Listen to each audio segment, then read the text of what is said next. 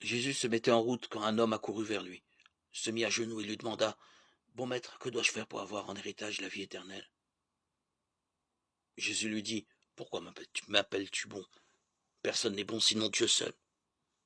Tu connais les commandements, ne commets pas de meurtre, ne commets pas d'adultère, ne commets pas de vol, ne porte pas de faux témoignages, ne fais de tort à personne, honore ton père et ta mère. » L'homme répondit « Maître, j'ai observé tous ces commandements depuis ma jeunesse. » Posant alors son regard sur lui, Jésus se mit à l'aimer et lui dit « Une seule chose te manque. Va, vends tout ce que tu as, donne-le aux pauvres, et tu auras un trésor au ciel, puis viens et suis-moi. » Mais lui, à ces mots, devint sombre et s'en alla tout triste, car il avait de grands biens. Alors Jésus regarda tout autour de lui et dit à ses disciples, comme il sera difficile à ceux qui possèdent des richesses d'entrer dans le royaume de Dieu. Les disciples étaient stupéfaits de ces paroles.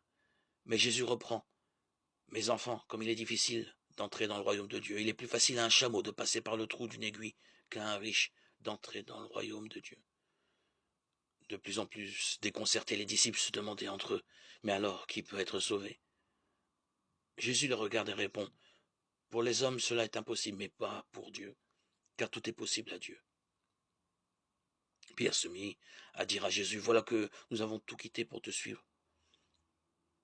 Jésus déclara, amen, je vous le dis, personne n'aura quitté à cause de moi et de l'évangile une maison, des frères, des sœurs, une mère, un père, des enfants ou une terre, sans qu'ils reçoivent en ce temps déjà le centuple.